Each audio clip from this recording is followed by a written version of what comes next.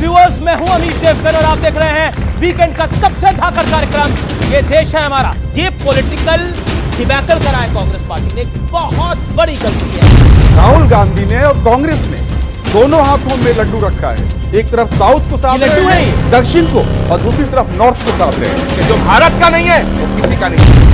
आप धर्मगुरु हैं, आप न्यूट्रल रहिए, आप उसका साथ दीजिए जो सही है। जिहाद का अर्थ होता है न्याय के लिए लड़ना। महाभारत की लड़ाई भी जिहाद, राम रावण की लड़ाई भी जिहाद। कब हुए थे, कब पास हो गए थे, जिहाद होती है। आप इनके चीज को समर्थन कर रहे हैं। कुछ तो सीमा तय करनी पड़ेगी। अरे वोट का भी जिहाद हो रहा है, राम और रावण के बीच में जिहाद हुआ था नहीं, दोनों भगवान शंकर के प्रधान भक्त थे। आप देख रहे हैं ये देश है हमारा, अमीश देवगन के साथ। नमस्कार व्यूअर्स, मैं हूं अमीश देवगन और आप देख रहे हैं वीकेंड का सबसे धाकड़ कार्यक्रम ये देश है हमारा।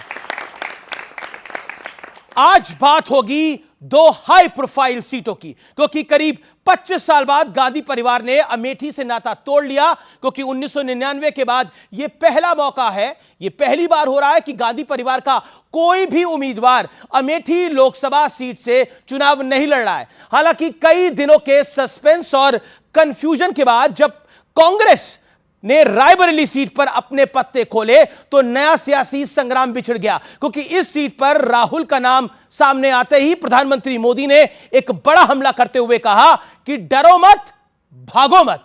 हालांकि दूसरी तरफ राहुल गांधी कह चुके हैं कि डरो मत, लेकिन सवाल है कि क्या वायनाड के साथ साथ रायबरेली से भी चुनाव लड़ने के पीछे राहुल गांधी का पॉलिटिकल डर है, क्योंकि पिछली बार अमेठी से राहुल गांधी की हार हुई थी और इस बार केरल की वायनाड सीट पर भी उन्हें कांटे की टक्कर मिलने का दावा किया जा रहा है।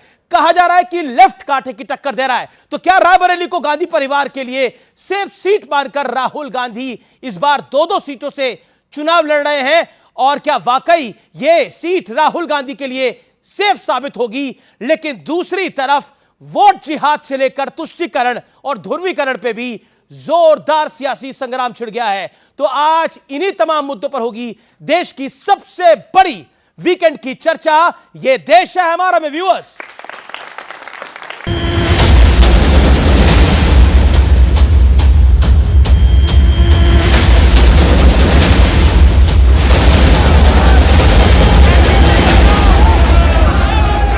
जिंदगी में किसी चीज से डरो मत, कभी नहीं डरो, तो अपने दिल में से डर को निकाल दो। अरे डरो मत, भागो मत। लोकसभा चुनाव की लड़ाई अब डर पर आ गई है। कांग्रेस ने राहुल गांधी को रायबरेली से लड़ाने का ऐलान क्या किया? पीएम मोदी ने उन्हें सीधे ललकार दिया। अमेठी से भी इतना डर गए, इतने डर गए, वहां से भागकर अब रायबरेली में खोज रहे हैं रास्ता। ये लोग घूम घूम कर सबको कहते हैं डरो मत। मैं भी आज उन्हें कहता हूं और बड़े जी भर के कहता हूं, अरे डरो मत, भागो मत। फिर से अमेठी से भागकर रायबरेली में पर्चा डाला। अरे राहुल बाबा, मैं यहां से रायबरेली का परिणाम बता देता हूं। आप रायबरेली से प्रचंड बहुमत से हारने जा रहे हैं। इसी के साथ साफ हो गया कि राहुल गांधी अब की बार अमेठी से दूर रहने वाले हैं। अमेठी से कांग्रेस ने सोनिया गांधी के सांसद प्रतिनिधि रहे किशोरी लाल शर्मा को स्मृति ईरानी के खिलाफ मैदान में उतारा है। जिन्हें अमेठी ने अस्वीकार कर दिया, जो अमेठी छोड़कर वायनाड चले गए, वो रायबरेली के पूर्णता कभी नहीं हो पाएंगे। क्या वाकई राहुल गांधी की और प्रियंका गांधी के बीच में कोई अनबन है?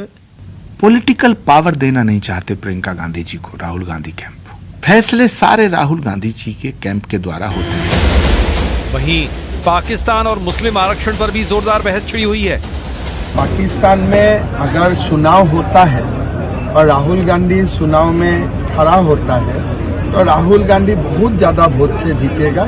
आप ये जजिया कर देंगे क्या? ये कांग्रेस औरंगजेब के जजिया कर को जबरन लागू करना चाहती है, क्या आप इसको स्वीकार करेंगे क्या? सवाल है कि क्या बीजेपी की भविष्यवाणी सही साबित होगी? या फिर उत्तर प्रदेश और वायनाड से कांग्रेस की किस्मत बदलने वाले नतीजे सामने आएंगे? आज इसी मुद्दे पर होगी बड़ी बहस। डरो मत। और अब बहस के आज के मुद्दे क्या है? राहुल का रायबरेली जाना डर है या कोई बड़ी रणनीति? रायबरेली में सोनिया गांधी के गिरते जनाधार के बीच राहुल गांधी की राह क्या आसान होगी? क्योंकि आज भी वहां पर नारे लगे हैं, गो बैक राहुल। रायबरेली के अंदर वोट जिहाद जैसे मुद्दे उठाकर क्या विपक्ष ध्रुवीकरण, तुष्टीकरण कर रहा है? यह भी आज की बात है। या फिर सरकार तुष्टीकरण कर रही है, यानी बीजेपी तुष्टीकरण कर रही है? मेरे साथ आज कौन कौन मेहमान हैं? जोरदार तालियों के साथ अभिनंदन करिए बीजेपी के लोकप्रिय प्रवक्ता, member of parliament doctor Sudhanshu Trivedi का। जोरदार तालियों से अभिनंदन करिए विवेक श्रीवास्तव जी का, लेफ्ट के नेता, कांग्रेस के खिलाफ, राहुल गांधी के खिलाफ इन्होंने कैंडिडेट दिया है। जोरदार तालियों से अभिनंदन करिए राजकुमार भाटी का, प्रवक्ता समाजवादी पार्टी के। जोरदार तालियों से अभिनंदन करिए प्रोफेसर अनवर पाशा का, राष्ट्रीय जनता दल के हैं, वरिष्ठ नेता हैं। और जोरदार तालियों से हमारे सरप्राइज गेस्ट की एंट्री के लिए तैयारी करिए। हमारे सरप्राइज गेस्ट हैं, आज के लंबे अरसे बाद किसी बहस में आ रहे हैं, आचार्य प्रमोद कृष्णम। जोरदार तालियों से अभिनंदन है। जय जय श्री राम, जय जय श्री राम।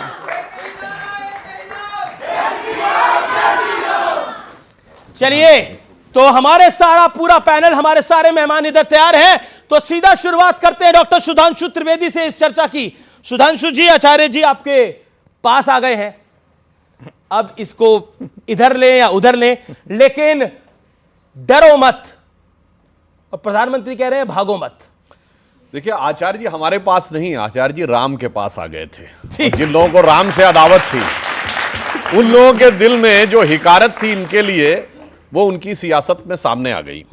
अब मैं बताता हूं, देखिए, ये जो निर्णय हुआ अमेठी रायबरेली का, एकदम राहुल गांधी बोलते थे ना मोदी जी के लिए खराब शब्दों में कि वो मेरे सामने थरथर कांपते हैं। अरे भैया, स्मृति ईरानी के सामने थरथर कांपने लगे, उनसे लड़ने की हिम्मत न कर पाए, स्मृति ईरानी से कहते मोदी जी से लड़ेंगे। मतलब गजब का तर्क देते थे वो।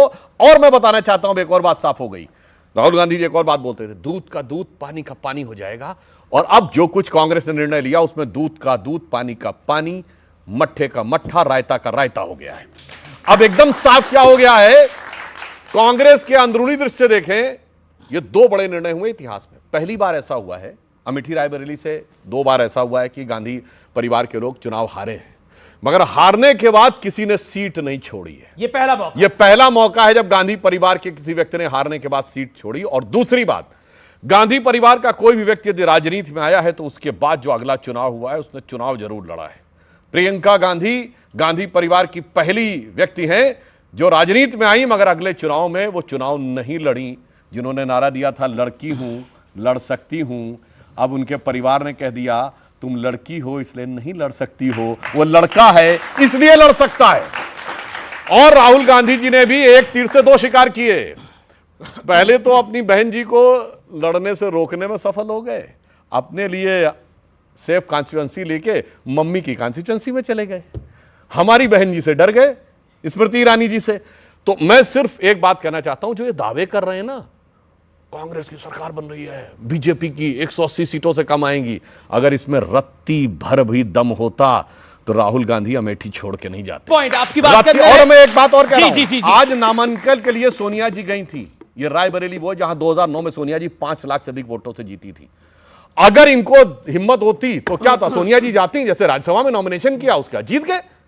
अगर वो प्रभाव होता तो सोनिया जी रायबरेली में नामांकन करती और जीत जाती। और अगर समाजवादी पार्टी में अखिलेश भैया कन्नौज जैसी सीट अपने परिवार के भैया को जिता नहीं सकते, सपा वालों ने कहा कि जब तक अखिलेश जी आप खुद नहीं लड़ेंगे तब तक कन्नौज नहीं जीत पाएंगे। यानी आप कन्नौज की सीट जो अपने परिवार को नहीं जिता सकते, अमेठी की सीट खुद नहीं जीत सकते, वो कहते सारा भारत जीत लेंगे। ठीक है, मैं अब विवेक के पास आता हूं। विवेक, आपने बोला, देखिए लगातार आप 2-3 दिन से बोल रहे थे देखिए क्या होगा, ये बहुत बड़ी स्ट्रैटेजी है, लेकिन ये स्ट्रैटेजी तो कहीं नहीं दिखी। ये तो ऐसा दिखा कि मतलब कोई कुल्हाड़ी पे पैर मार दे जैसे अपना? नहीं, ऐसा नहीं है। अब मैं सबसे पहली शुरुआत तो करूंगा कि देखिए, पूरा वक्तव्य गांधी गांधी गांधी और गांधी पे रहा। इतना प्रभाव है गांधी परिवार का आज भी कि मारे डर के हमारे प्रवक्ता जो भारतीय जनता पार्टी के हैं सिर्फ गांधी गांधी और गांधी पे बोले हैं। ब्रिजभूषण शरण सिंह पे भी बोल दीजिए, जिसके लड़के को दिया है आपने टिकट, और किस डर में दिया है? डरो नहीं, प्रधानमंत्री ने कहा है, लेकिन खुद डर रहे हैं। और किससे डर रहे हैं? ब्रिजभूषण शरण सिंह से। कौन है ब्रिजभूषण शरण सिंह? जिसकी वजह से इस देश की लड़कियों ने जंतर मंतर के ऊपर बैठ करके उत्पीड़न के आरोप लगाए थे। मारे डर के उसके लड़के को टिकट दिया है। रेवन्ना कौन है दक्षिण भारत का? ये वो आदमी है जो भागा हुआ है और प्रधानमंत्री खड़े होकर के फोटो खिंचवाते थे। डरो मत, इनसे मत डरो, बाहुबलियों से मत डरो, जो लड़कियों का उत्पीड़न करते हैं मत डरो, और मत दो इनको टिकट। तब आप अधिकारी हो कि आप आरोप लगाइए कि राहुल गांधी कहां से लड़ेंगे और कहां से नहीं लड़ेंगे। आपकी राय क्या है? आपकी राय क्या है? वायनाड, एक सेकंड, वायनाड राहुल गांधी जीत रहे हैं जी। अब आप आ जाते हैं। नहीं, ये सवाल का जवाब दीजिए। बिल्कुल एक्यूरेट जवाब दूंगा। हाँ, जीत रहे वायनाड। वामपंथी हूं। सुन लीजिए, पूरा सुन लीजिए, सुनना सीखिए, हंसने की जरूरत नहीं है सर। ब्रिजभूषण शरण सिंह का लड़का को लड़वा रहे हो, शर्मिंदा हो, ये थोड़ा शर्मिंदा हो। देखिए, अब वक्त जाया कर रहे हैं, अब वक्त जाया कर रहे हैं। जो पॉइंट है, क्या वायनाड से राहुल गांधी जीतेंगे, हाँ या ना? बताना चाहिए ना। बिल्कुल गठबंधन में आपके हाँ या ना? अब आप सुन लीजिए, सीधी सी बात है। मैं एक वामपंथी हूं, एक कम्युनिस्ट हूं, कॉमरेड एनी राजा का समर्थक हूं जी। ठीक। और जब वहां पे चुनाव हुआ, कम्युनिस्टों ने कॉमरेड एनी राजा के लिए कैनवसिंग करी। अरे राहुल जीतेंगे, अरे नहीं जीतेंगे? सुन लीजिए ना सर, लेकिन 70 साल का जो इतिहास वामपंथियों का रहा है कांग्रेस के साथ, केरल में हम उनसे लड़ते जरूर रहे हैं, केंद्र में हमने उनको समर्थन देकर राहुल जीतेंगे कि नहीं सरकार जीतेंगे? बनाया है। वो रिजल्ट आएगा। रायबरेली जीत रहे हैं, मतलब वायनाड हार रहे हैं? रायबरेली जीत रहे हैं, रायबरेली जीतेंगे। वायनाड का रिजल्ट बताएगा। विवेक श्रीवास्तव, डरो मत, बता दो ना वायनाड में क्या होगा। ये बता दिया। आचार्य जी, अब एक गंभीर बात, एक सेकंड, आचार्य जी के पास आता हूं मैं। आचार्य जी, देखिए, सबसे पहले तो आपका जोरदार तालियों से एक बार फिर अभिनंदन है कि ऐसा आपके समर्थक कह रहे हैं, देश की पब्लिक कह रही है कि अब आप राइट जगह में आ गए हैं, राइट जगह पे आ गए हैं। लेकिन पॉइंट ये है मेरा, नहीं राइट नहीं, एक लाइन बोल दूं जी। महाभारत में एक ही आचार्य विदुर जो थे कौरवों के पक्ष में खड़े थे, उसके बाद भी कौरव हार गए थे। अब तो इकलौते धर्माचार्य भी इधर आ गए हैं, तो अब पराजय तय है। आचार्य जी, ये कौन एडवाइस कर रहा है राहुल जी को? ये आपकी तो आज सुबह सुबह 2-3 नेताओं से कांग्रेस की बात हुई होगी, तो किसने एडवाइस करा ये इस तरह की रणनीति करो? आप चाहते हो वो कांग्रेस के नेता भी कांग्रेस से बाहर कर दिए जाएं? आप चाहते क्या है? मैं क्या चाहूंगा, कांग्रेस में ही काफी लोग बहुत कुछ चाह रहे हैं लग रहा है। देखिए, मुझे लगता है कि राहुल गांधी जी को अमेठी लड़ना चाहिए था, क्योंकि राहुल गांधी एक ऐसे नेता हैं जो कांग्रेस के सर्वमान्य नेता के रूप में उभरे हैं और पिछले 14-15 सालों से उनका एक छत्र राज कांग्रेस में है। उन्हीं के फैसले हैं। और जब सेनापति, जब राजा युद्ध से बाहर जाता है तो फिर सैनिकों का मनोबल टूट जाता है। तो राहुल गांधी अगर अमेठी से लड़ते तो ये मैसेज जाता कि वाकई राहुल गांधी डरते नहीं हैं। लेकिन राहुल गांधी बिल्कुल सबसे ये कह रहे थे कि डरो मत। बल्कि कांग्रेस की वर्किंग कमेटी में जब उनका भाषण हुआ तो उन्होंने कांग्रेस के तमाम नेताओं से कहा कि डरो मत। जब उदयपुर चिंतन शिविर हुआ, मैं पॉलिटिकल अफेयर्स कमेटी का मेंबर था, मैं भी उस कमेटी में था, तो राहुल जी ने उसमें भी कहा कि डरो मत। उन्होंने पब्लिक मीटिंग में भी कहा कि डरो मत। उन्होंने मीडिया के लोगों को कहा कि डरो मत। लेकिन यहाँ कह रहे हैं अमेठी से लड़ो मत। ये ठीक है, एक सेकंड, ये पॉलिटिक्स और जो इनका क्या रोल है? ये लेफ्ट वाले, ये कांग्रेस को आबाद, केरल में लड़ते हैं, दिल्ली में चिल्लाते हैं आगे हमारे ऊपर। नहीं, ये कांग्रेस को आबाद करने के लिए है लेफ्ट वाले, या कांग्रेस को बर्बाद करने के लिए है? नहीं, लेफ्ट किसी को बर्बाद नहीं करता है, क्योंकि हाँ लेफ्ट जिसे देख लेता है वो स्वयं बर्बाद हो जाता है। लेफ्ट जिसे देख लेता है। हाँ, लेकिन विवेक श्रीवास्तव जी की मैं ईमानदारी का बहुत इनका आदर करता हूं कि इन्होंने साफ कह दिया कि हम वायनाड में राहुल गांधी को हराएंगे और अमेठी में राहुल गांधी के गीत गाएंगे। नहीं, रायबरेली में। तो सवाल इस बात का है कि ऐसे ऐसे सच बोलने वाले इंसान का स्वागत करना चाहिए, जिन्होंने कम से कम ये नहीं कहा कि हम वायनाड में अगर मगर लेकिन बट करेंगे, साफ कह दिया कि हम वायनाड में राहुल गांधी के खिलाफ हैं। मगर मैं एक इंपॉर्टेंट बात कहना चाहता हूं अमीश, बात यह है कि ये भारत है और ये भारत शौर्य की पूजा करता है, पराक्रम के प्रति नमन करता, पराक्रम को प्रणाम करता है। ये भारत है जहां, ये शिवाजी का भारत है, छत्रपति शिवाजी महाराज का सर्वस्व निछावर हो गया, लेकिन औरंगजेब को सजदा नहीं किया। ये महाराणा प्रताप का भारत है, ये महाराणा प्रताप की भूमि है, ये महाराणा प्रताप की भूमि है जहां उन्होंने घास की रोटी खाना स्वीकार किया, लेकिन अकबर के आगे सर झुकाना स्वीकार नहीं किया। तो ये जो भारत है, ये जो भारत की जनता है, ये योद्धा को चुनती है। और आज राहुल गांधी जी ने जो फैसला लिया है, उससे ये मैसेज गया है कि राहुल गांधी अब योद्धा नहीं रहे। ठीक है, राजकोट में मैं आ रहा हूं, मैं राजकोट भाटी। तो इन्होंने एक वर्ड यूज किया था जी गुस्से में आके वामपंथियों के लिए कि जब से वामपंथी वेताल आकर कांग्रेस के सर पे बैठ गए, तब से कांग्रेस नीचे जाती चली जाए। ठीक है, लेकिन राजकुमार भाटी, आप भी एक पॉलिटिकल पार्टी के नुमाइंदे हैं। रणनीतियां बनती हैं, बिगड़ती हैं, ये एक part and parcel of life है। अखिलेश जी भी कन्नौज से लड़ रहे हैं, लेकिन क्या आपको लगता है कि पीठ दिखाना, क्या आपको लगता है कि खराब स्ट्रैटेजी है और इसका नुकसान कांग्रेस को होगा और पूरे इंडिया अलायंस को होगा? मैंने सुधांशु त्रिवेदी जी को बहुत ही गौर से सुना, इनके दुख भी अपरंपार हैं। राहुल गांधी अमेठी से नहीं लड़ रहे हैं तो ये दुखी हैं, अखिलेश यादव कन्नौज से लड़ रहे हैं तो ये दुखी हैं, अगर लड़ रहे हैं तो दुखी, नहीं लड़ रहे हैं तो दुखी। देखिए, अगर रणनीति के तहत कोई नेता सीट बदल लेता है, हमारे बराबर की सीट है गाजियाबाद, जनरल वीके सिंह रिकॉर्ड वोटों से जीते थे, इस बार नहीं लड़ रहे तो क्या कहें, डर गए जनरल, जो सेना अध्यक्ष रहे वो डर गए, भाग गए। ये रणनीति होती है।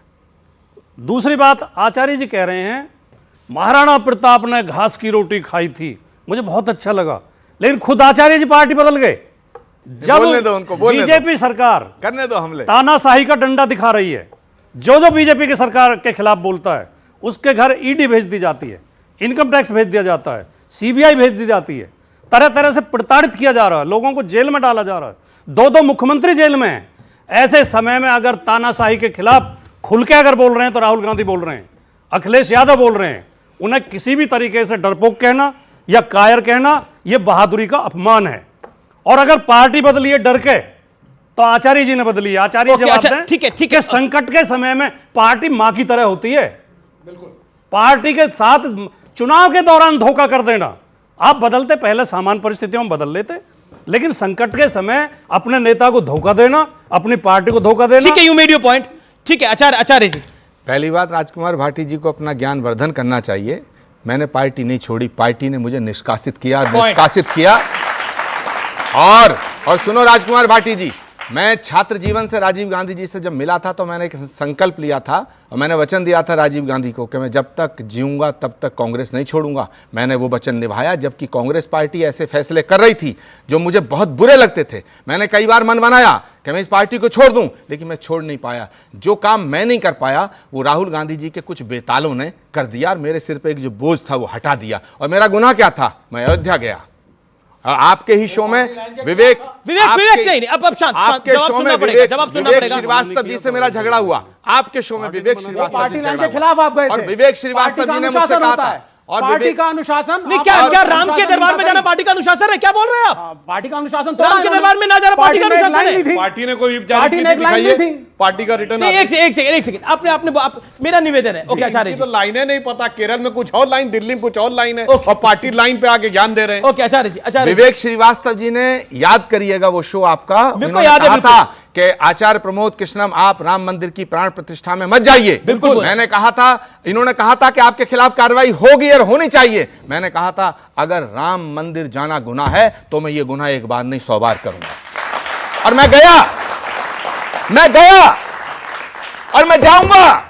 भारत की राष्ट्रपति भी भगवान राम के आगे नतमस्तक होती है, तो क्या उनके खिलाफ भी आप कार्रवाई करेंगे? ये हमारा गौरव का विषय है। आप शंकराचार्य, ये हमारा गौरव का एक सेकंड विवेक जी 30 सेकंड, हमारा गौरव का विषय। शंकराचार्य के निर्देश के विरोध में गए, आपने शंकराचार्यों का विरोध किया। चलो, शंकराचार्य ने भी बाद में बोल दिया था कि ठीक है, मात्र छदम राजनीति के लिए। ओके। विवेक श्रीवास्तव जी, पहली बात तो ये, मुझसे लड़ क्यों रहे हो? नहीं, मैं आपसे नहीं लड़ रहा, मैं इससे आपसे लड़ सिर्फ क्यों रहे हो? कह रहा हूं, आप तो नास्तिक हो। नहीं, पार्टी का एक अनुशासन आप तो होता नास्तिक है। हो। जब कांग्रेस पार्टी और अमीश इंडिया देवगन जी, गठबंधन के मजेदार घटक बात दलों ये ने है। एक फैसला लिया तो आप उसके खिलाफ क्यों अमीश गए? देवगन, एक 30 सेकंड दीजिए। अमीश देवगन, मजेदार बात यह है कि ना तो विवेक श्रीवास्तव जी की श्रद्धा शंकराचार्य में है, ना राम में है, ना अयोध्या में है, और ना कांग्रेस में है, और ये मुझ पे हमला कर रहे हैं। ये मुझ पे हमला कर रहे हैं। ये मुझ पे हमला कर रहे हैं। मतलब बेगानी शादी में अब्दुल्ला दीवाना। अब मैं सीरियस एक बात कहना चाहता हूं। मुझे लगता है अभी राजकुमार भाटी जी ने जो बात कही, तो मैंने उनकी बात का जवाब दिया जी जी। कि मैंने आज तक, और सुधांशु जी बैठे हैं, मुझे कांग्रेस पार्टी ने 6 साल के लिए निष्कासित किया। क्यों किया? मैंने 3 बातें उठाई। पहली बार मैंने कहा कि भाई कांग्रेस की कमान प्रियंका गांधी जी को सौंप दी जाए, पहला गुनाह। दूसरा मैंने कहा राजस्थान की कमान सचिन पायलट को सौंप दी जाए, दूसरा गुनाह। और तीसरा सबसे बड़ा गुनाह हो गया कि मैंने कहा कि राम मंदिर की प्राण प्रतिष्ठा का विरोध मत करो। राम मंदिर जाना, अयोध्या जाना, ये हमारा अधिकार भी है और ये हमारे लिए ठीक रहेगा। तो क्या इन 3 गुनाहों के लिए मुझे पार्टी से निकाला गया? तो आज मैं कहना चाहता हूं अमीश देवगन, आज मैं कहना चाहता हूं कि मुझे कांग्रेस पार्टी के नेतृत्व ने अपने पार्टी से निकाला है, लेकिन मैं आज देश के दिलों में राज करने के लिए देश के दिलों में बैठा जी। मुझे देश ने अपनाया। लेकिन पाशा साहब, अभी तक आप चर्चा में नहीं आए हैं, मैं आपको लेके आना चाहता हूं। क्या आपको लगता है पाशा साहब, ये रणनीति जिसने भी बनाई वो सवालों के घेरे में, प्रोफेसर साहब, और आप बहुत लर्निड आदमी है इसलिए मैं आपसे सवाल पूछ रहा हूं, आपने कई चुनाव लड़वाए, क्या आपको लगता नहीं है कि ये पॉलिटिकल डिबैकल करा है कांग्रेस पार्टी ने? एक बहुत बड़ी गलती है, और ये सिर्फ मैं नहीं कह रहा, कई पॉलिटिकल पंडित ये बात की मान रहे हैं।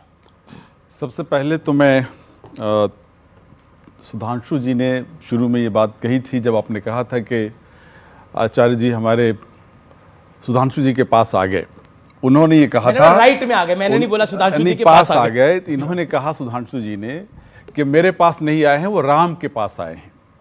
मैं एक सवाल करना चाहता हूं, बहुत ही विनम्र पूर्वक, बहुत मैं इज्जत करता हूं आचार्य जी का, कि आप राम के पास आ गए। इससे पहले कहां थे आप? क्या रावण के पास थे आप?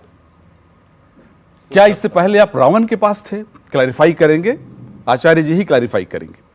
दूसरी बात यह कि आप जिस चीज को कह रहे हैं कि ब्लंडर किया है, पॉलिटिकल ब्लंडर, किस चीज की तरफ इशारा कर रहे हैं आप? राहुल गांधी का रायबरेली से लड़ना यह पॉलिटिकल ब्लंडर है क्या? हर पार्टी की अपनी स्ट्रेटजी होती है, अपनी रणनीति होती है, और राहुल गांधी ने कांग्रेस ने ये अधिकार है कांग्रेस को अधिकार तो कि वो तय करे कि कौन सा कैंडिडेट कहां से लड़ेगा, और ये रणनीति का हिस्सा है। राहुल गांधी ने और कांग्रेस ने दोनों हाथों में लड्डू रखा है, एक तरफ साउथ को साध रहे हैं, दक्षिण को, और दूसरी तरफ नॉर्थ को साध रहे हैं। और आप देखेंगे कि इस रणनीति का बहुत ही बेहतर परिणाम साउथ वालों में तो पलीता लगा रहे हैं आपके बगल में खड़े होकर। दूसरी चीज ये, साउथ में तो पलीता आपके बगल में लगा रहे हैं खड़े होकर। दूसरी चीज ये बताऊं मैं आपको, दूसरी चीज आपको मैं बताऊं कि आज यही मुद्दा है भारतीय जनता पार्टी के पास कि राहुल जी कहां से लड़ेंगे और कहां से नहीं लड़ेंगे। मुद्दा होना चाहिए जो विकास है देश का, ठीक है, लेकिन एक ही मुद्दा है। एक सेंटेंस और मैं कहना चाहता हूं, भारतीय जनता पार्टी के पास सिर्फ एक मुद्दा है इस इलेक्शन में, और मुद्दा है संविधान को बदलना। इसलिए 400 पार का नारा है, सिर्फ 400 पार का नारा ही संविधान को बदलवा सकता है। इसलिए वो संविधान को बदलने की ओर, आरक्षण को खत्म करने की ओर इस देश को ले जाना चाहती है भारतीय जनता पार्टी। एक ही मुद्दा है, सारे मुद्दों से भटका रही है, रोजगार को बात नहीं करेगी। पहले कहते 10 लाख देंगे, फिर जब नीतीश कुमार जी का सरकार बनाया कहे 20 लाख देंगे, अब कह रहे हैं 1 करोड़ देंगे। एक्चुअली में जानते क्या है वो, ये इनके मन का भाव ये नहीं है, इनके मन के भाव में एक शब्द छुप गया है। 10 लाख देंगे नहीं, 10 लाख में देंगे, फिर रेट बढ़ गया 20 लाख में देंगे, फिर रेट हो गया 1 करोड़ में देंगे, जमीन अरमीन सब गिरवी करवा लेंगे। अब मैं इनको जवाब देना चाहता हूं आरक्षण पे। ये गलत है, ये गलत है, ये गलत है। आपने 3 साढ़े 3 मिनट बोल रहे हैं ना, मैंने आपके जवाब से काम ले रहे हैं आप आगे अपनी टर्न। अरे मैं आप प्रोफेसर हैं, साहब बताइए 11-12 करोड़ की आबादी का राज्य 1 करोड़ सरकारी नौकरी दे सकता है, 1 करोड़ लोगों को रोजगार दिया जाए। सुनिए मैं एक मिनट बात कहता हूं, तेजस्वी यादव नवी पास है, खेल खेल कर विरोध करना चाहते हैं। तेजस्वी यादव नवी पास है, आप प्रोफेसर हैं, आप कहिए 11-12 करोड़ की आबादी के राज्य में 1 करोड़ सरकारी नौकरी शक्ति हो सकती है क्या है? इच्छा शक्ति असंभव सी बात करते हैं आप। इच्छा शक्ति होनी झूठ चाहिए। बोलने की इच्छा शक्ति कहां तक कितनी नौकरी हो जाएगी? एक और आबादी को रोजगार दिया जा सकता है। इच्छा शक्ति इच्छा शक्ति होनी चाहिए। इच्छा ये शक्ति होनी चाहिए। एक सेकंड इच्छा शक्ति ये होनी चाहिए कि प्रोफेसर को नवीं क्लास वाले के सामने नतमस्तक हो जाना चाहिए। उसने जो मुंह से निकल गया वो ब्रह्म वाक्य है। ये आरक्षण खत्म करने का आरोप लगा रहे हैं, आरक्षण खत्म कर चुके हैं। जामिया मिलिया इस्लामिया में एससी एसटी ओबीसी का सारा आरक्षण समाप्त कर दिया गया और पूरा एक मुश्त मुसलमानों को दे दिया गया। अलीगढ़ मुस्लिम यूनिवर्सिटी में एससी एसटी ओबीसी का सारा आरक्षण समाप्त कर दिया गया और 50% पूरा आरक्षण मुसलमानों को दे दिया गया। झूठ क्या बोल रहे हैं आप? प्रोफेसर हो गए, इस तरह झूठ बोलेंगे? भारत का एक राज्य था जहां एससी एसटी ओबीसी को कोई प्रतिनिधित्व नहीं था, वो था कश्मीर। धारा 370 से पहले इस प्रीटेक्स्ट पे कि वो मुस्लिम डोमिनेटेड राज्य है, आपने आरक्षण नहीं दिया था, हमने दिया। आज पश्चिम बंगाल की सरकार ने पिछले साल 91 जातियों को ओबीसी में लाए और उसमें 85 मुसलमान। जब पिछड़े वर्ग ने पूछा कि यह कैसे हो गया, तो जानते क्या बोलते हैं? नहीं ये कन्वर्ट होने से पहले उस जाति के थे इसलिए इनको उसमें दे दिया। तो पूछा गया इतना कन्वर्जन कैसे हो गया, तो जवाब नहीं दे पाए। आज भी पश्चिम बंगाल की 171 बैकवर्ड जातियों में 120 मुस्लिम है और अभी आपने कर्नाटक में सारे मुसलमानों को ओबीसी में दे दिया। तो सुनिए, एससी एसटी ओबीसी के आरक्षण में हम घुसपैठ नहीं होने देंगे। ना हमने देश में घुसने दिया, ना आरक्षण में घुसने देंगे। हकीकत यह है कि इन्होंने आरक्षण खा चुके हैं, इसलिए इनके दिल में तकलीफ है। प्रधानमंत्री जी कई बार कहते हैं, कहिए कि मुस्लिमों को ओबीसी का आरक्षण नहीं देंगे और इनकी हैसियत नहीं है। एक सेकंड अच्छा, एक सेकंड मैं एक सेकंड आपसे भी सवाल पूछ रहा हूं आपसे भी। क्या आप मुसलमानों को ओबीसी में आरक्षण देंगे, हाँ या ना, अगर इंडिया अलायंस की सरकार बनेगी, हाँ या ना? ऐसा है जी, आरक्षण के अपने रूल्स हैं। देंगे कि नहीं देंगे? आरक्षण किस लिए दी जाती है? नहीं देंगे कि नहीं देंगे? किस लिए दिया जाता? सुनिए आप। नहीं देंगे कि नहीं देंगे? यस नो में कोई जवाब नहीं होता है। क्यों नहीं जवाब होगा? तर्क होता है उसका। अच्छा, देना है तर्क है, नहीं देना है तर्क है। तर्क से बात कीजिए आप। आरक्षण क्यों लाया गया? जो पिछड़ा वर्ग है, तो आरक्षण क्यों लाया गया सबको पता है। जो नहीं है बराबर, इक्वलिटी लाने के लिए लाया गया था सर। और अगर समाज में इक्वलिटी नहीं है, उस वर्ग को, उस क्लास को, सबको मिलना चाहिए आरक्षण। आप आरक्षण चाहिए, दुनिया में कोई उदाहरण ऐसा नहीं है। बीजेपी ये बताए कि जो 90 सेक्रेटरीज हैं सेंट्रल गवर्नमेंट में, सिर्फ 3 ओबीसी के क्यों हैं, बाकी सारे क्यों हैं? बाकी सारे क्यों? ब्राह्मण राजपूत भूमियार। देखिए ये राहुल गांधी का वाक्य है। 90 में से सिर्फ 3 ओबीसी के 3 हैं। आपको दर्द नहीं होता? हमें दर्द होता है। मैंने एक सवाल पूछा था, ओबीसी रहेगा, ओबीसी क्यों ओबीसी में से ओबीसी के 3 ही रहेंगे? 10 सेकंड सुधांशु, 10 सेकंड। देखिए साहब, सेक्रेटरी गवर्नमेंट ऑफ इंडिया का पोस्ट कोई आरजेडी का अध्यक्ष पद नहीं है कि खट्ट से गए और 25 साल में बन गए। बिल्कुल, आपको यूपीएससी में सेलेक्ट होना पड़ता है, टाइम बाउंड प्रमोशन होता है, फिर आप सेक्रेटरी में इंपैनल्ड होते हैं, तब सेक्रेटरी बनते हैं। आज जो भारत सरकार में सेक्रेटरी हैं वो 1992 बैच या उससे पहले के हैं, यानी 92, 91, 90 या 89, 88 बैच के लोग सेक्रेटरी हैं। ये बताइए उस समय कितने ओबीसी थे, किसकी सरकार थी? हमने दिया। किसके ओबीसी थे, किसकी सरकार थी? आरजेडी की सरकार आपकी थी। जब आपने 2% ठीक है, जब वो सेलेक्ट नहीं हुए थे तो सेक्रेटरी कहां से बनते? और पढ़े लिखे प्रोफेसर हो गए। ये ऑडियंस के सवाल है। आचार्य जी से किसका सवाल है? आचार्य जी से कौन सवाल करना चाहता है? आचार्य जी ने तो मेरे हिसाब से जो उनको करना चाहिए था उन्होंने अपने हिसाब से किया। वे अपने राम के पास आ गए, बस और क्या चाहिए इंसान को। जी आचार्य जी कुछ कहना चाहते हैं आप इसके ऊपर?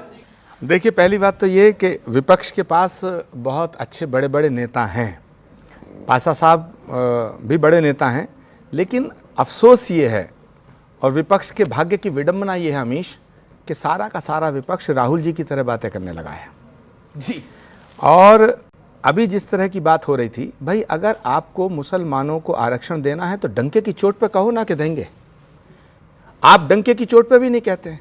इसका मतलब है कि आप हिंदुओं को भी बेवकूफ़ बनाते हैं, आप मुसलमानों को भी बेवकूफ़ बना रहे हैं। आप मुसलमानों के भी सगे नहीं हैं, आप ना हिंदू के हैं ना मुसलमान के हैं, आप दुकानदार हैं, अपनी दुकान के हैं। दूसरी बात अमीश, दूसरी बात, पाशा साहब ने कहा कि अब तक आप कहां थे। भाई मेरे लिए, बोला कि आप रावण के पास थे क्या? मेरे लिए मैं बता, मेरे लिए कांग्रेस भाजपा कांग्रेस का सवाल नहीं है, मेरे सामने देश का सवाल है। और मैं ऐसा मानता हूं, पाशा साहब मेरी बात को सुनिए गौर से, मैं ऐसा मानता हूं कि सत्ता और सिंहासन छोटे हैं, लेकिन सनातन से समझौता नहीं किया जा सकता। मैं ऐसा मानता हूं, और मैंने ऐसा माना जब मैं कांग्रेस में था। मेरा झगड़ा सुधांशु जी से भी कई बार हुआ है, मेरा झगड़ा तमाम भाजपा के नेताओं से हुआ था। मैं तब भी ये कहता था कि भगवान राम और राष्ट्र, दो बातों पर समझौता नहीं किया जा सकता। मैंने विपक्ष को समझाने की कोशिश की, मैंने कांग्रेस में रह के भी ये बात कही। अगर मैं कांग्रेस में रह के राम के नाम पे, सनातन के नाम पे, राष्ट्र के नाम पे चुप हो गया होता, तब आपका सवाल जायज था, तब बात ठीक थी। मैंने तब भी मुद्दा उठाया। मैंने कहा कांग्रेस के नेताओं से कि आप भारतीय जनता पार्टी से लड़ो, भारत से लड़ना बंद करो। मैंने कहा कांग्रेस के नेताओं से, ऑन रिकॉर्ड कहा, पब्लिक मीटिंग में कहा, अंदर पॉलिटिकल अफेयर्स कमेटी की मीटिंग में कहा, मैंने ट्वीट्स करके कहा। मैं लगातार 2.5 साल से अमीश ये कह रहा था कि आप भाजपा से लड़ो, भारत से मत लड़ो, आप सनातन से मत लड़ो, आप सनातन को खत्म करने की बात करने वालों का साथ मत दो, आप इस कांग्रेस को महात्मा गांधी के रास्ते से हटा करके मोहम्मद अली जिन्ना के रास्ते पे मत ले जाओ। लेकिन अमित शाह ने मेरी बात को नहीं माना गया जी, मेरी बात को नहीं माना गया। उसका परिणाम देखना अमीश देशबंद, 4 जून को फिर एक आवाज गूंजेगी कि मैं नरेंद्र दामोदर दास मोदी तीसरी बार भारत का प्रधानमंत्री बना। देख लेना। राजकुमार भाटी, पॉइंट यह है कि तुष्टीकरण की प्रकाष्ठा यह है कि वोट जिहाद को जस्टिफाई कर रहे हैं आपके नेता और कह रहे हैं ये ज्यादा वोट करने की अपील थी। वोट जिहाद किसको ज्यादा करने की अपील थी? किसको वोट ज्यादा करने की अपील थी? आप कह रहे हैं वोट जिहाद करें। हमने ये सुना था कि लव जिहाद होता है, लैंड जिहाद होता है, अब वोट जिहाद। प्रधानमंत्री नरेंद्र मोदी ने बोला, करना क्या चाहते हो आप लोग? तुष्टीकरण की एक अलग प्रकाष्ठा है क्या ये?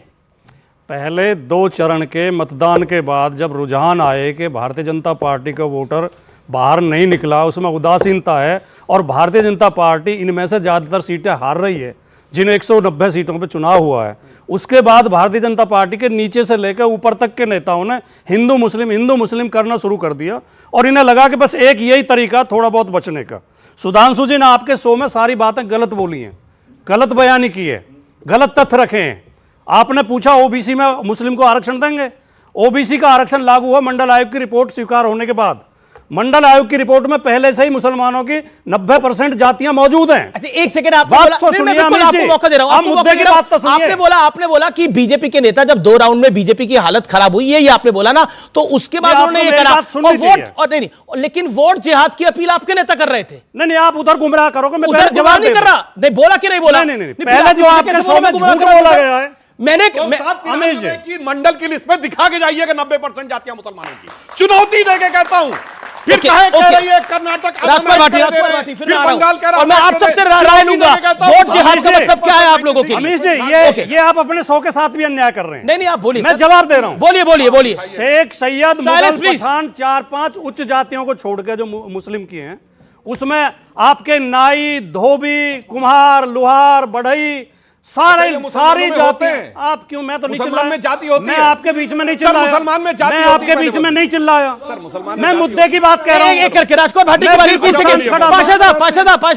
में मुसलमान ये लगातार झूठ बोल रहे थे, मैं चुप खड़ा था। अरे पाशा साहब, मुसलमान आप जानते नहीं कास्ट है वहां। नाई, धोबी, लोहार, बढ़ई सब ओबीसी में आते हैं, सबको आरक्षण है, मंडल में पहले से ही आरक्षण है। दूसरी बात, इन्होंने कहा अलीगढ़ मुस्लिम यूनिवर्सिटी में छीन लिया, जामिया में छीन लिया। जो हमारे अल्पसंख्यक संस्थान है, चाहे जैनियों के हैं, चाहे सिखों के हैं, चाहे पारसियों के हैं, सब में उनमें आरक्षण की व्यवस्था नहीं है। ये गलत बयानी करते हैं केवल हिंदू मुस्लिम भड़काने के लिए। तो ये आप पूछिए वोट जिहाद क्या था? वोट जिहाद एक लाइन, में आता हूं। वोट जिहाद क्या था? वोट जिहाद में जो उस बेटी ने बोला, हालांकि इसका मैसेज कई लोगों में गलत जाता है, लेकिन उसने क्या गलत बोला? उसने कहा हमें, क्या कहा था उसने? शांति के साथ। शांति के लिए क्या? शांति के साथ चुपचाप जाकर, मैं बताता हूं क्या बोला था। शांति के साथ चुपचाप जाकर वोट का जिहाद कर देना, खामोशी के साथ। हाँ, वोट जिहाद करना है, ठीक है। जिहाद का आप डिक्शनरी निकालो, अर्थ। जिहाद अच्छा वर्ड है ना? जिहाद का अर्थ होता है न्याय के लिए लड़ना, न्याय के लिए। जिहाद अच्छा स्ट्रगल, बहुत अच्छा। महाभारत की लड़ाई भी जिहाद थी, ठीक है। राम रावण की लड़ाई भी जिहाद थी। सर, राम का नाम भी जिहाद किया था। सर, राम का नाम रावण के खिलाफ। अरे भैया, लिमिट होती है। अरे जिहाद शब्द कहां राम के समय में आया? अरे लिमिट होती है भाई, शब्द महाभारत रामायण में जिहाद नहीं आ रहे। अरे तुष्टीकरण की पराकाष्ठा की हद है ये। रामायण और महाभारत नहीं, पर आप ये कर रहे हैं, आप राम और कर रावण रहे की हैं। लड़ाई जिहाद थी। अमीश ये जी। तो बहुत ही गलत है। नहीं, इसमें जिहाद था, इसमें अरे, जिहाद इसमें था। कोई हंसने की बात नहीं है भैया। राम ये राम अच्छा, और रावण की सुनो। लड़ाई, प्रभु राम और रावण की लड़ाई न्याय और अन्याय की लड़ाई थी, सत्य और असत्य की लड़ाई थी। वो कभी लड़ाई नहीं थी जिहाद की। नहीं सर, हमें कुछ तो सीमा तय करनी पड़ेगी। अरे वोट का भी जिहाद हो रहा है, राम और रावण के बीच में जिहाद हुआ था? नहीं, दोनों भगवान शंकर के, दोनों नहीं, सुनना पड़ेगा जी, सुनना पड़ेगा इस बारी। नहीं, दोनों भगवान शंकर के प्रखंड भक्त थे, दोनों भगवान शंकर के प्रखंड भक्त थे। भगवान राम भी और रावण भी सर्वज्ञानी थे रावण, लेकिन उसके बाद भी उनका वध हुआ क्योंकि उन्होंने असत्य का साथ दिया था, उन्होंने अन्याय करा था, लेकिन जिहाद तो नहीं था, जिहाद तो नहीं था। आचार्य जी हैं, मैं एक सवाल पूछ लूं क्या? आचार्य जी हैं, सुधांशु जी हैं, मेरे को इस पर राय लेनी पड़ेगी। इंसाफी के खिलाफ इंसाफ की लड़ाई को जिहाद तो वो करिए आप, करिए, लेकिन राम और रावण की लड़ाई जिहाद नहीं थी। ओके, एक सेकंड, देखिए आपको मैंने वो तरह चालाकी के साथ गुमराह करते हैं। इन्होंने कहा जिहाद शब्द उस समय था, उस समय तो हिंदू शब्द भी नहीं था, पूरी रामायण में कहीं हिंदू शब्द नहीं है, तो क्या हम मान लें कि राम हिंदुओं के नहीं है? ये गुमराह करने की बात। ठीक है। हिमालय समारंभ यावद इंदु सरोवरम तद देव निर्मितम देशम हिंदुस्तानम प्रचक्षते, कुरान में लिखा है। मगर उसके बावजूद पुराण रामायण है, गुमराह क्यों करते, झूठ बोलते हैं। मैंने रामायण कहा, महाभारत का, भाई पुराण भी तो, का, अरे पुराण तो कल परसों लिखी गई है। पुराण अरे लिमिट है यार इस आदमी की पराकाष्ठा की। कभी रामायण में जिहाद बोल रहा है, कभी कह रहा पुराण कल परसों। अब सुनिए, पुराण कल परसों लिखी गई, सुनिए, और 100 पुराण है, उनमें आधी फर्जी है। अरे अब आधी फर्जी पुराण भाई बताइए, लिमिट है अपने शब्दों पर दीजिए। आधी से आधी ज्यादा फर्जी, आधी से ज्यादा फर्जी है। मैं जिम्मेदारी के साथ कह रहा हूँ, आधी से ज्यादा फर्जी लिमिट होती है भाई। देखिए, वेद पुराण फर्जी नहीं है, वेद पुराण फर्जी नहीं है। वेद कौन कह रहा है? वेद और पुराण को एक साथ मत जोड़ो। ओके, सुनिए, वेद अलग है, पुराण अलग है। परसों लिखी गई है। सुनिए, अब मैं दूसरा बोलता हूं। अष्टादश पुराणेषु व्यासस्य वचनद्वयम् परोपकाराय पुण्याय पापाय परमिटेरम। व्यास कब हुए थे? कब परसों हुए थे? बेहुदे बन की हद होती है। गलत बयानी मत करिए, आप इनके झूठ का समर्थन कर रहे हैं। मुझे रामायण का श्लोक दिखा दें, अरे लिमिट होती है, महाभारत का दिखा दें, मनुस्मृति का दिखा दें, गीता का दिखा दें। कभी जिहाद, कभी पुराण फर्जी, कभी रामायण में लिमिट होती है, बीजेपी भी फर्जी। ओके, आचार्य प्रबोध कृष्णम, मैं आपके पास आता हूं। अभी काफी सारी बातें हुई, आपको क्या कहना है? देखिए, पहली बात तो यह है कि पुराणों की जो रचना हुई वो महर्षि वेदव्यास ने की हजारों साल पहले, और उसमें हिंदू शब्द आया है। और राजकुमार भाटी जी निसंदेह विद्वान व्यक्ति हैं, बहुत ही पढ़े लिखे प्रवक्ता हैं और बहुत ही इतिहास का ज्ञान रखते हैं। कल परसों तो नहीं कुछ उन्होंने जो पुराणों को फर्जी कहा, इससे मुझे ठेस लगी है। भाटी जी ने भी कहा ये मुद्दा है, मुद्दा कुछ और है। देखो, पक्की बात है, महंगाई मुद्दा है, बेरोजगारी मुद्दा है, रोजगार मुद्दा है, और होना चाहिए, ये मुद्दे होने चाहिए। लेकिन क्या भारत का स्वाभिमान मुद्दा नहीं है? क्या भारत की अस्मिता मुद्दा नहीं है? इस देश पे 1000 साल तक विदेशियों ने हुकूमत की, 800 साल मुगलों ने हुकूमत की, 200 साल अंग्रेजों ने हुकूमत की। तो क्या हम भारत के गौरव को जो गौरवान्वित करने का काम कर रहा है, उसकी सराहना हमें नहीं करनी चाहिए? मैं अभी दुबई से लौटा हूं, आबू धाबी के अंदर, गल्फ कंट्री के अंदर, जहां 1000 साल पहले चुन चुनकर मंदिर गिराए गए थे, तोड़े गए थे, मंदिरों का सफाया हुआ था। अमीश देवगन जाना, आबू धाबी जाना, यूएई के अंदर जो भव्य मंदिर का निर्माण हुआ है, इसके लिए मैं नरेंद्र मोदी को सैल्यूट करता हूं, मैं सैल्यूट करता हूं। और ये मुद्दा है, और ये जो आदमी ये कहता है कि भारत की अस्मिता, भारत का अस्तित्व, सुनिए, भारत की अस्मिता, भारत का अस्तित्व, भारत का गौरव, भारत का स्वाभिमान मुद्दा नहीं है। मैं उसे देश की राजनीति में रहने का हक नहीं देना चाहता। 1950 के दशक में पहला मंदिर हिंदुओं का दुबई में बना है और उसमें पूजाएं होती रही हैं। तो क्या तब भारत का मान सम्मान नहीं था? 70 सालों में हमारा धर्म रहा, राम रहे, व्रत रहे, तीज त्योहार रहे, तो क्या तब भारत का स्वाभिमान नहीं था? आप धर्मगुरु हैं, आप न्यूट्रल रहिए, आप उसका साथ दीजिए जो सही है। और मैं भी बता देता हूं, 4 जून को इंडिया अलायंस आएगा और डंके की चोट पे आएगा। गृह मंत्री अमित शाह ने अब से कुछ देर पहले बहुत बड़ी बात बोली है कि नरेंद्र मोदी को अगर तीसरी टर्म मिलेगी तो शरिया लॉ को, यानी जो मुस्लिम पर्सनल लॉ है, उसको हम समाप्त कर देंगे। इसीलिए मैं कहता हूं कि तीसरी टर्म मिलनी चाहिए नरेंद्र मोदी को। यह गृह मंत्री अमित शाह ने बोला है। Rajkumar Bhati, your reaction to this?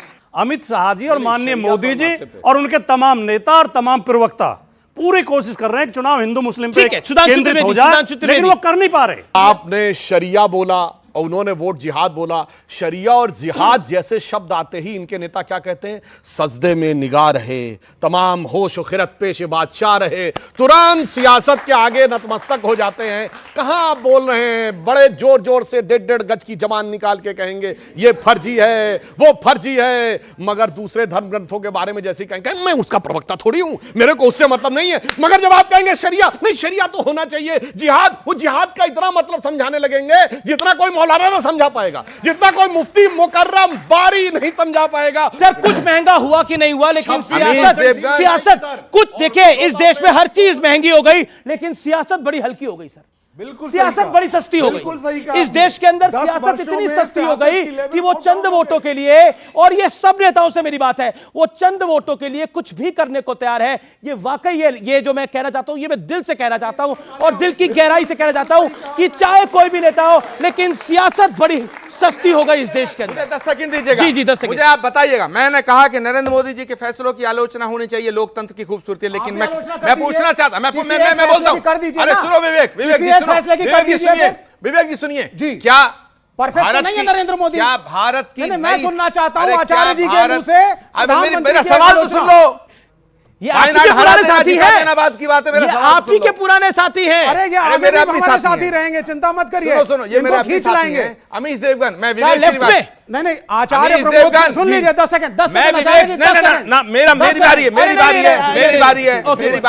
मेरी बारी है, सुनना पड़ेगा, मेरा लोकतांत्रिक अधिकार है। 10 सेकंड। विवेक श्रीवास्तव बताओ, नरेंद्र मोदी का गुनाह क्या है? क्या भारत को नई संसद देना नरेंद्र मोदी का गुनाह है? क्या भारत से कश्मीर से 370 हटाना नरेंद्र मोदी का गुनाह है? क्या अबू धाबी के अंदर भव्य मंदिर का निर्माण करना नरेंद्र मोदी का गुनाह है? क्या 500 साल के संघर्ष को विराम देकर राम मंदिर की भव्य इमारत को खड़ा करना गुनाह है? क्या भगवान का अवतार जहां होगा उस संभल में श्री कल्कि धाम का शिलान्यास करना गुनाह है? क्या 80 करोड़ लोगों को, क्या 80 करोड़ लोगों को जिनको जो गरीबी की रेखा से नीचे हैं, उन्हें भोजन देना गुनाह है? बिना हिंदू मुसलमान के ये बताइए ना, क्या गुनाह है? लेकिन समय इतनी इजाजत देता है, लेकिन ये लोकतंत्र का महापर्व है, आप सबके आगे मैं नतमस्तक हूं। जी जी जी जी जी जी जी जी पूरे अंग्रेजों ने हमको बांटा, फिर भी अपने देश की खातिर इन्होंने हर परिवेश को बांटा कुर्सी के उद्देश्य की। लेकिन मैंने फिर ये बोला कि सियासत के इस दौर के अंदर हल्कापन बंद होना चाहिए, ये मेरा निवेदन है। और इस देश की जनता को मेरा बहुत बहुत हाथ जोड़ के निवेदन है कि कृपया अपना वोट डालने जरूर जाएं। धूप, गर्मी, छाया, बारिश बहाने मत करें, वीकेंड का बहाना मत करें। अगर आपने आज वोट नहीं डाला तो कल आपका किसी पर को सवाल पूछने का अधिकार समाप्त हो जाता है, क्योंकि आप वोट नहीं डाल रहे। आप अपना कर्म तो करिए, अपना काम तो करिए। मेरा आपसे निवेदन है, क्योंकि इसे लोकतंत्र का महापर्व कहा जाता है और भारत की संसद को लोकतंत्र का मंदिर कहा जाता है, इसलिए मेरा आपसे निवेदन है। और देश की जनता, जनमानुस बहुत ज्ञानी है और जरूर वोट डालने जाएगी। आपने आर पार को आप प्रत्याशित प्यार दिया है, इसके लिए भी आपका बहुत बहुत धन्यवाद, क्योंकि एक बार फिर आपका कार्यक्रम डिजिटल पर, टीवी पर नंबर 1 है। धन्यवाद आप सबको, मेरी नमस्कार, जय हिंद।